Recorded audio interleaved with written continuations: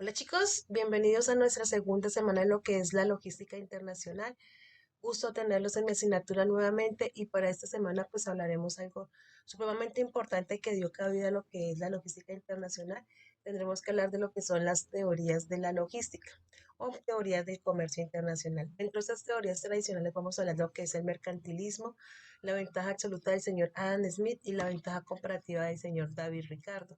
Estas teorías tradicionales de mercantilismo trajeron consigo unas particularidades dentro de lo que era el comercio internacional. El mercantilista decía que un país era altamente rico cuando se dedicaba más a vender que a comprar, es decir, se dedicaba más a la exportación que a la importación.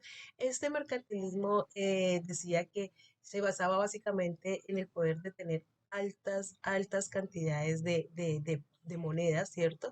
Y que decía que los países que más o los países que más monedas tenían o más riqueza poseía, pues eran los países que podían tener cierto poder frente a los otros países que carecían de la misma.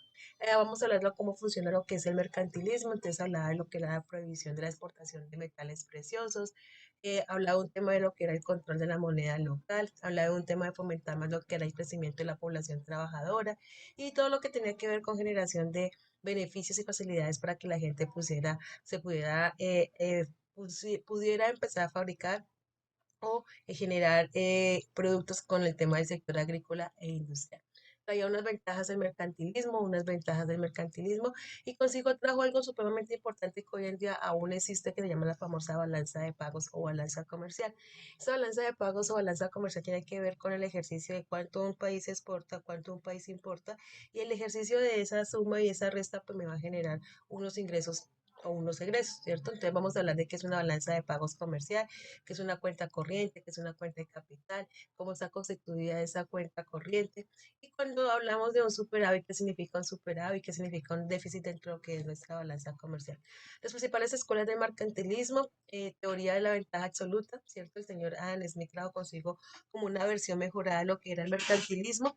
Entonces, esta teoría el mercantilismo decía que solamente el país rico siempre iba a ser siendo rico, ¿cierto? Pero la teoría de la ventaja absoluta empezó a darle la oportunidad a aquellos países que no tenían tanto capital para que también pudieran vivir de lo que era el comercio internacional. Entonces empezamos a hablar de lo que eran los factores de producción y sacarle provecho a lo que eran los factores de producción.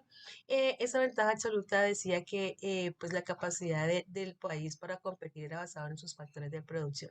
Después hablábamos de lo que tenía que ver con lo que era la ventaja comparativa del señor David Ricardo. En esta ventaja comparativa era, bueno, ¿qué me es más fácil a mí producir? Y de eso que me es más fácil a mí producir como país, pues yo voy a empezar a vivir de eso. Entonces, estas dos ventajas que fueron como la versión mejorada de lo que era el mercantilismo les dio la oportunidad a muchos países de que movieran su economía a través de lo que era el comercio internacional. Si nos hubiésemos quedado solamente con la teoría del mercantilismo, pues seguramente los países que eran ricos y tenían mucho capital, pues seguirían siendo muy ricos y los países que tenían o carecían de capital, pues desafortunadamente no habían podido sacar adelante lo que era el tema de su comercio internacional. Hablaremos también de lo que es la famosa economía de escala, que son otros modelos de lo que es las teorías del comercio internacional, algo, y llegaremos a nuestras pequeñas conclusiones. Entonces, chicos, los veo en clase, en nuestra segunda clase. Esta base es importante porque de aquí radica. Gracias a que existe el comercio internacional, podemos decir que le dio pie a lo que es la logística internacional. Entonces, los espero en clase con mente abierta, con ganas de seguir aprendiendo un poquito más de todo esto que es la logística internacional. Por su atención, mil gracias. Chao, chao.